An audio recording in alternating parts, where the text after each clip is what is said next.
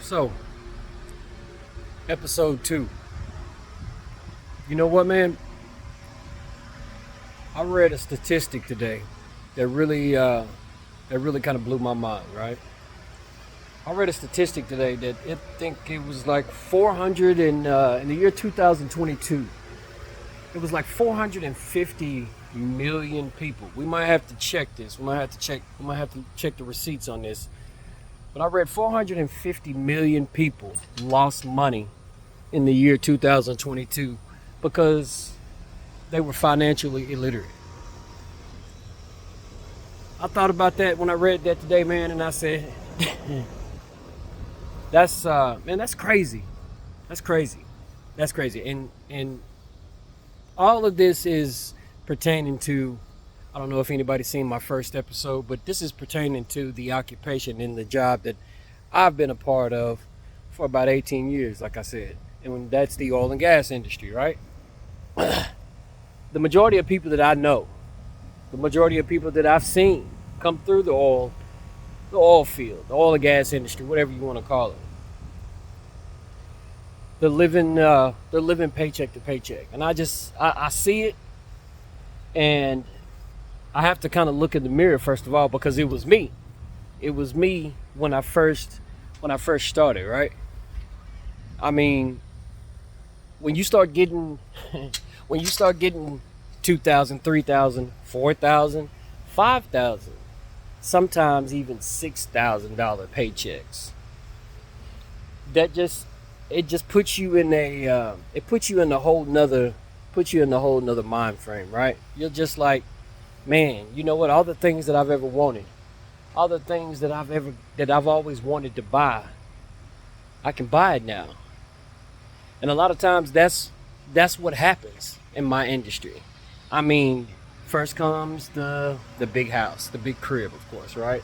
Then comes the cars, the motorcycles, the boats, the trucks, I mean, it's ridiculous. I told you. I call it the oil field disease. And again, a lot of people have no clue what I'm talking about, except the people that are in my industry, right? So I asked myself, I wonder why.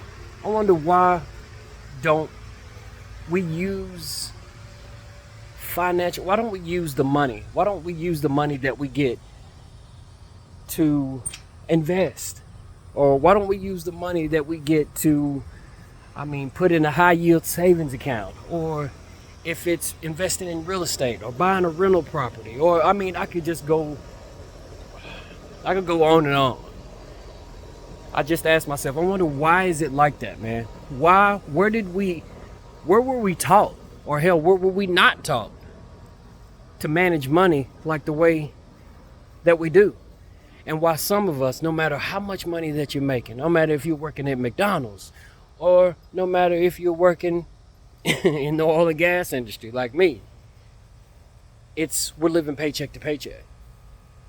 You have to really, really think about that. Were we taught that? Or were we not taught that? Or you know what I'm saying? Or was it what we didn't learn? Or was it what we wasn't taught? So I see people. I think the last time the oil field crashed, I'm not going to even call it crash, but just took a dive. Meaning, for all the people that don't know what I'm talking about, when the oil and gas industry takes a dive, a lot of people get laid off, right? A lot of people get laid off. You have to go back to working, quote unquote, normal jobs. And a lot of us don't even last 6 months, don't even last a year, right? And I'm gonna tell you something. When normal jobs see that you work in the oil and gas industry, they won't hire you. I'm telling you that now. If they see that you come from an oil field company, a lot of companies will not hire you for the simple fact they know when the oil and gas industry picks up, when the oil field picks back up, they know that you're gonna go back. So it's just, I've been wanting to really talk about it for a long time, but it's kind of like taboo. You know what I'm saying? Nobody really talks about it. Nobody really says anything about it. We just go on and we go on and we go on. We leave and we're gone for weeks at a time, sometimes months at a time. Um, as you come home, if you've been doing this for a long time like me, you come home sometimes and you see your son or your daughter and they're taller. If you got a little boy, you see he's starting to have hair on his face. You're like, wow, my kids are growing up and I'm not even here. I'm not even here to experience none of it. Somebody told me something about the oil field a long time ago. They said, I asked one of my friends, I was like, bro, why don't you get into the oil field? And he was like, you know what? This is like the only guy that I've ever met that has said, nah, bro, no, not the oil field is not for me. And I was like, wow.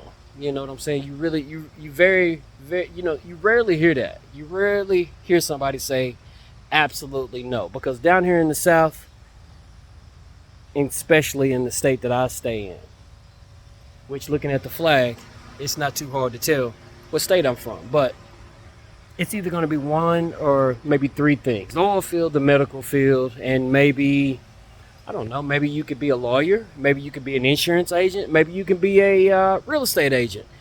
I mean, it's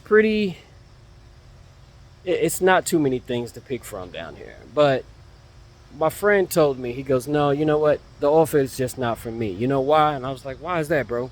And he goes, you know what? Because I don't want to be somebody that supports other people's lifestyle. And I was like, what? I was like, what the hell? I was like, what are you talking about, supporting other people's lifestyle? He goes, well, you're gone a lot, right? I'm like, yeah, I'm gone a couple of weeks at a time. And he goes, well, who gets to enjoy the things that you pay for? Your house that you just bought, your brand new house that you just bought, your car that you just bought, your truck that you just bought. Who gets to enjoy that? Not you.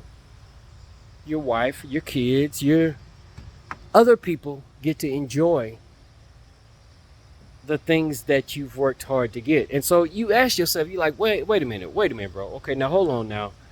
Bro, now aren't you supposed to be providing? Aren't you supposed to be providing from your family? I mean, that's just like anybody else, right? That's a man going out, providing for his family and doing what he's supposed to do. But you know what? I really thought about that and I said, wow, you know what? He's kind of right.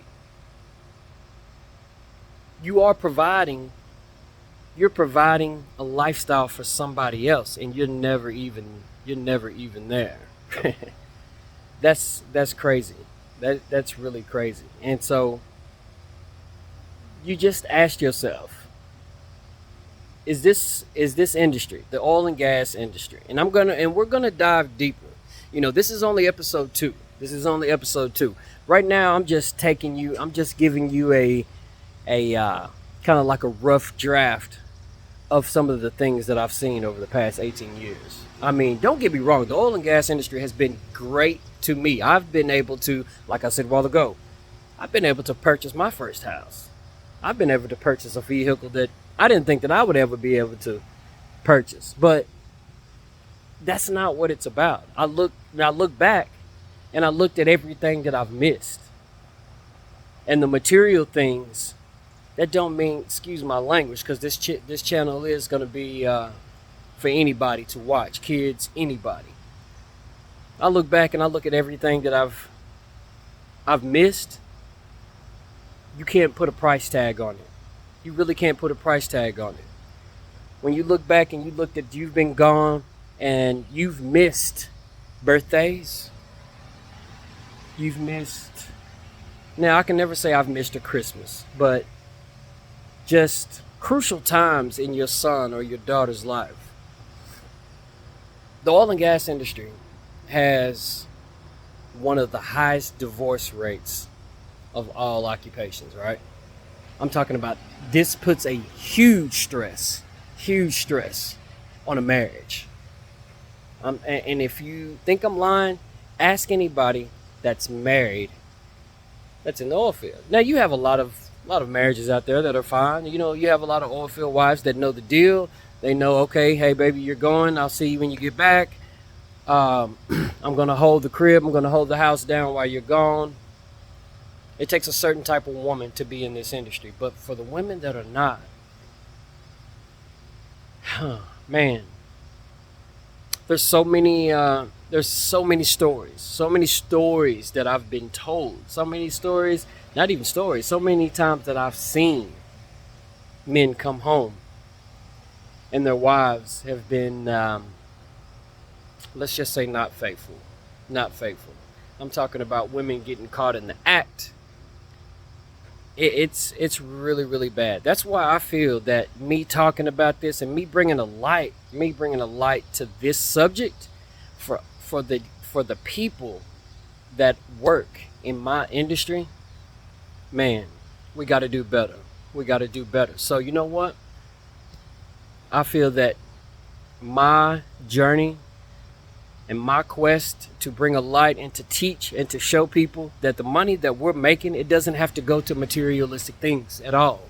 It doesn't have to go to the trucks and the cars and all this stuff like that. Don't get me wrong. I'm not saying that you can't reward yourself and buy things that you want to buy. But first, number one is when you start getting a job and start working a job and doing the things that we do, being sleep deprived, being away from home for weeks and months at a time. What you have to do is you have to use this industry as a stepping stone. Being in the oil and gas industry is not something that you retire unless you love it, unless it's something that you love to do. No disrespect for people that just genuinely love what they do. I'm not talking about those people. I'm talking about the 75% of people that says, oh my God, there has to be a better way than this. There has to be a better way than, man, I miss my son. I miss my kids. I miss my family.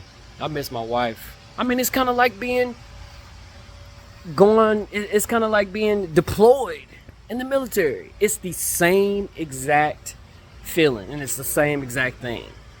Now, I don't know if you have PTSD when you get back, but you know, there's a lot of things that you miss and you sacrifice a lot. And it's nowhere even close to being worth it. So for my message, and that's what my videos and that's what this is gonna all be about. Just like I said in my introduction video last night. I am going to bring education. I am going to make my oilfield brothers and sisters financially literate. So once we start making $100,000, $200,000, $300,000 a year, we can put our money in high yield savings account. Know how to invest. When you get up and you go to work and you put your boots on, your money should be getting up, going to work right along with you. And when they come back, they need to have more friends along with them. That's how you get your money to work for you. Use this industry as a stepping stone and stop looking at this as, man, you know what? Man, I'm just going to retire. And when you talk to everybody, they'll tell you, oh, yeah, man, I'm just going to do this for a couple of years. I'm just going to jump in and out. I'm going to do this about another year or so, about another 2 years, and I'll be done. When somebody tells me that, I'm like, okay, well, man, you know what? I hope you make it, bro. I hope you make it. So again, you know, hopefully my message gets across to a whole thousands and thousands of people that are in the industry that I'm in. There's another place that you can put your money to make your money start working just as hard as you do. And if you don't know, you don't know. Every time you get in a group, right? Every time you listen to a bunch of people talk in my industry now, it's all about buying and what I bought and what I bought yesterday and what I bought. Yeah, and I'm looking at buying this, and it's sometimes I have to go outside because I'm like, wow, you can be, I've seen a consumer, right? But this is consumerism like times 20. I'm talking about, this is being a consumer, taking consumer to a whole nother level, taking it to a whole nother level. So that's, you know, I'm ready to jump in. And that's what my videos, when you tune in to my videos, hopefully everybody watching, that knows me,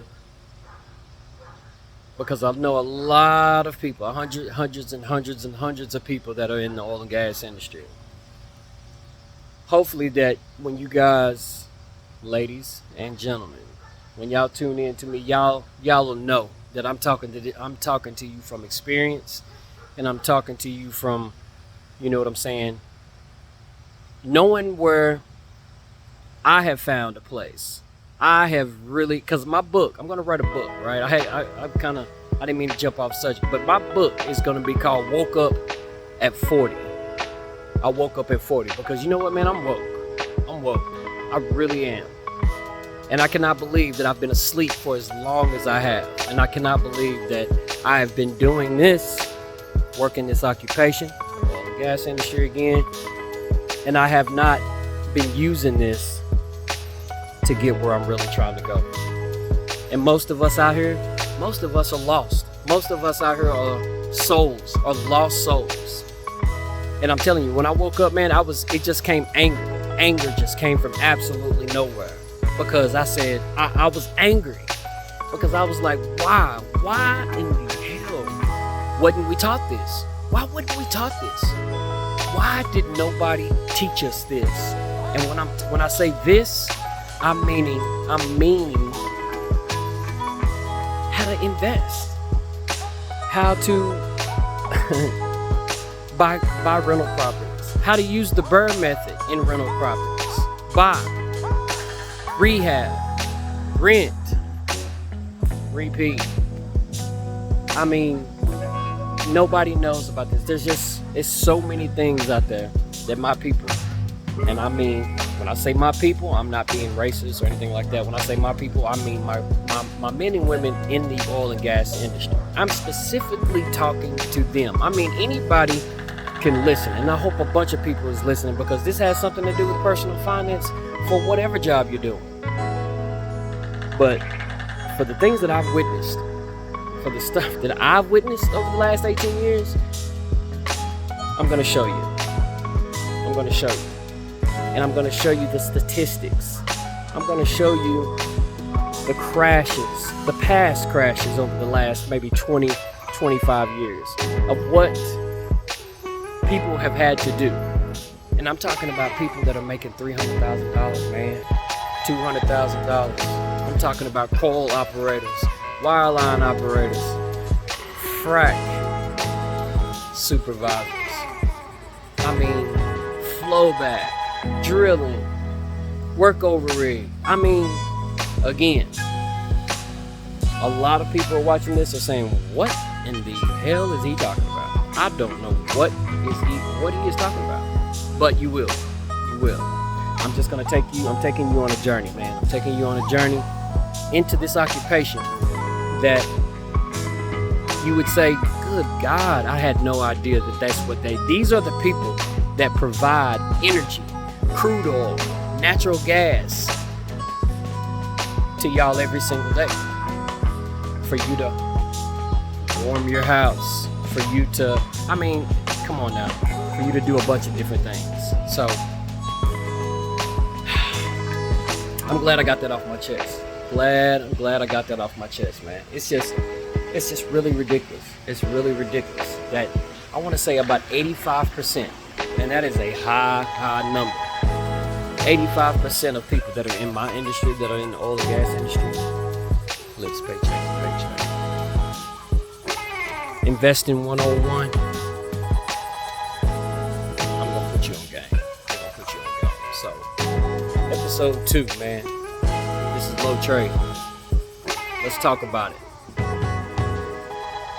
We're gonna get better. We're gonna get better, people. We're gonna get better, people. One love, man. I'm out.